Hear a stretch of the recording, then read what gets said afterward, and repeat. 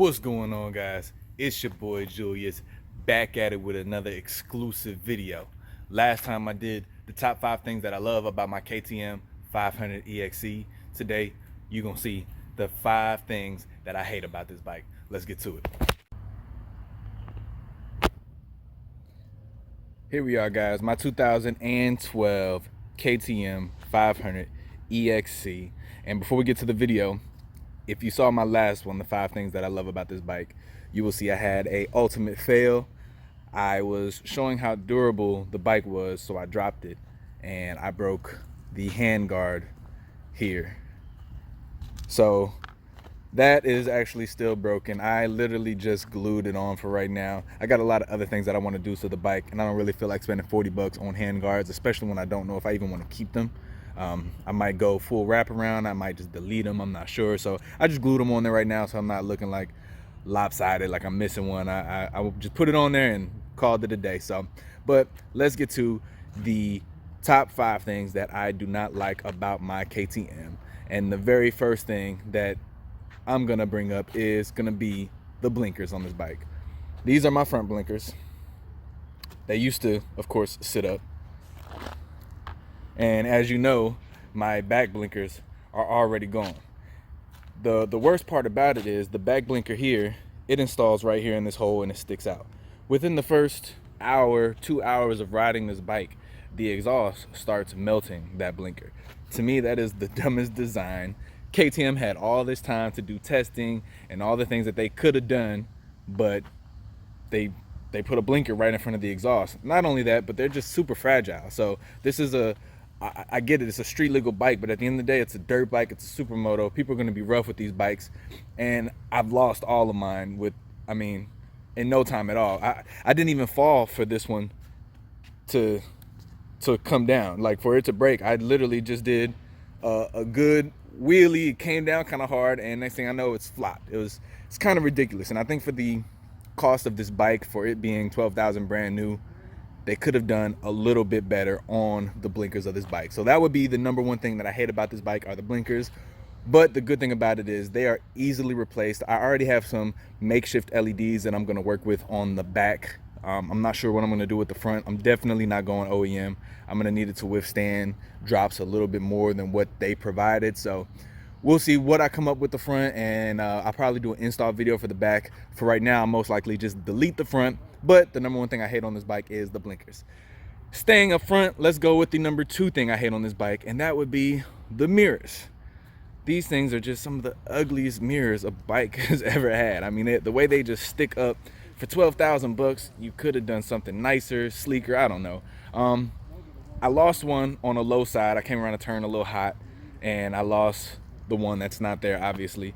But they're just, not only are they ugly, it'd be different if they were usable, manageable, but they're really not. There's no adjustment to these things other than this right here. I can do that. But pushing it forward or back, I can't push it back anymore. And if I try to bring it forward towards me, I loosen it, so then it just spins. Very bad design on KTM's part. Again, it's something that is easily changed. They have these mirrors called double take, which stick up like these do, so they're still ugly, but when you want to fold them down, you can. And they also have these little spot mirrors, which I'm not sure how good they are. Unfortunately, I am the guy who uses my mirrors. I need my mirrors. I don't know how you guys ride without them, so I do need some mirrors. I want to make sure I get some good ones. I might try the little spot mirrors. Hopefully they work out for me, but if not, I might have to go with the ugly ones, the double takes. The good thing about the double takes, though, is if you do fall, I'll put a link in the description of these too, but if you do fall, they're on a ram mount basically, so if you do fall, they just swivel out the way. Lessens the chance of breaking them. So that's the good thing about the double take, and that is the number 2 thing that I dislike about this bike. Let's see, the number 3 thing that I dislike about this bike would have to be the maintenance intervals. Holy crap, every 500 miles is what they're calling for when it comes to doing maintenance. And to be honest, I'm no engineer, I'm no scientist. People say you can stretch it. I'm not trying to play with it and find out. I mean, I know rebuilding these motors isn't super expensive, but I just don't want to do it. According to my attack, I'm at 70,000, or I'm at 70 hours already, and I don't remember how many thousand miles, maybe 2 or 3, not that much, but 500-mile oil changes. And I thought when I got it, that's not too big a deal because I do my own oil changes.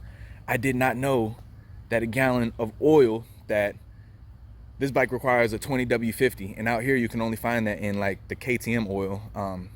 You really can't find it anywhere else. In the quarts, they're $20 a quart, and in the gallons you're looking at $60, $70 for the gallon, and it gets kind of expensive. The oil for my old truck was $12 for the gallon, so the fact that it's $70 for this is kind of crazy. So I'm gonna do my research and see if I can change over to a cheaper oil, not necessarily cheaper as far as, you know, design. I still keep using the 5 or the 10 W50 that this requires, or I think it actually requires 20 W50. But I'm gonna see maybe if I can switch over to just find something cheaper. I like to do full synthetic. If I can go maybe 10 W50 or whatever, I'm gonna try, I'm gonna see. But at the end of the day, like I said, I'm not an engineer. They built this bike, that's what they asked for, and that's what I'm gonna put in this bike until I find out otherwise, and until otherwise is proven to me. So that would be the number 3 thing about this bike, is just the service intervals. It's just so much.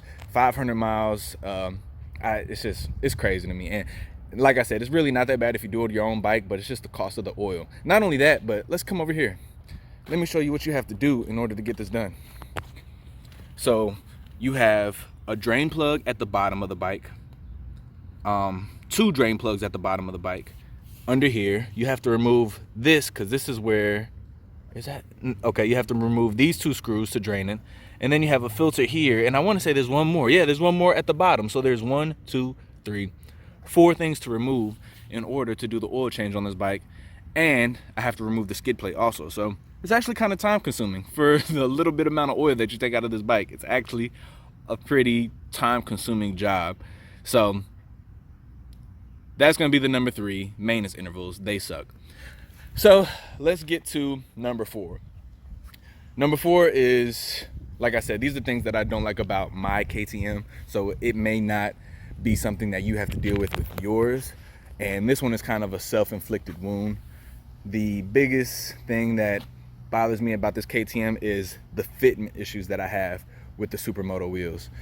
So here you can see in the front, in order to get the front wheel to fit properly, I had to cut the plastics. And I don't really like cutting things, just to be honest. I mean, it's just, I hate cutting things.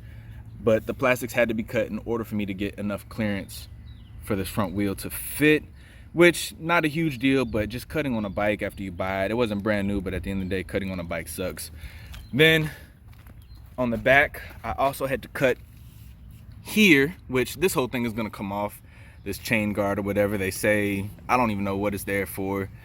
They say it's to block dirt or whatever, but I'm gonna take it off, to be honest. I see a lot of bikes running without it. Sport bikes, professionals, I see them running without it, so I'm pretty sure I will be okay running without it. I take care of my chain pretty well. I'm not worried about it snapping off. Some people say it's for protection, but I've seen chains take off people's fingers, so I can't imagine this little plastic piece is really gonna do a whole lot for you if your chain breaks.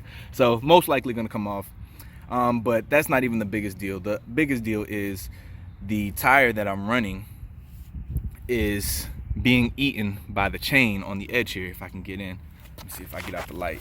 You can see where I'm getting some chain rub. So that kind of sucks, especially when tires are not cheap on these bikes.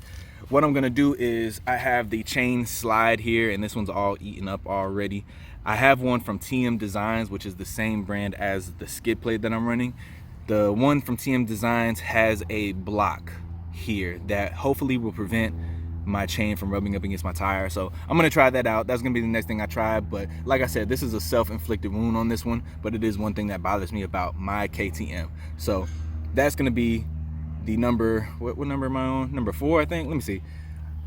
Mirrors, blinkers, maintenance intervals. Yeah, that's number 4. That's the number 4 thing that I don't like about this bike. So let's see number 5.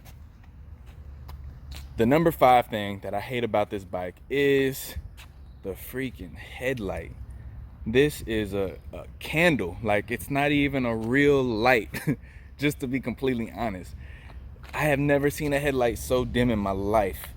It's not even a real headlight bulb. If you look in there, if you've seen a headlight bulb, this is just a bulb for the interior of your car. Like, it's it's not a real bulb for an external use, you know. So, and it says SAE motorcycle dot approved, but it's not bright at all. And for the cost that you're paying for this bike, I feel like between the mirrors, the blinkers, and the headlight, they could have done something a little bit better. So once again, it's something that's easily changed. This is probably the most expensive to change. The one that I'm looking at is the Baja Designs, which is about a $250 piece. But at night, I literally can't see anything. And if I'm riding by myself or I go down a dark road, even with the high beams on, I got flashlights that are, as a matter of fact, now that I said that, I might need to put a flashlight on this bike right now until I get the Baja Designs headlight, because man, I can't see anything. So that's gonna be the top 5 things that I don't like about this bike, man. Don't get me wrong, I love this bike. Out of all the bikes I've ever been on, of all the bikes I've ever had, this is the most fun bike I have experienced. I love this bike to death. I really took me some time. I had to ride the bike around and really figure out the things that I didn't like about it. So, and like I said, the good things are that you can change all these things pretty easily without an issue. So that's the top 5 things. I hope you guys enjoyed this video. Don't forget to comment, like, subscribe, and share with your friends. I appreciate you guys, and check you out on the next video. You guys have a good one.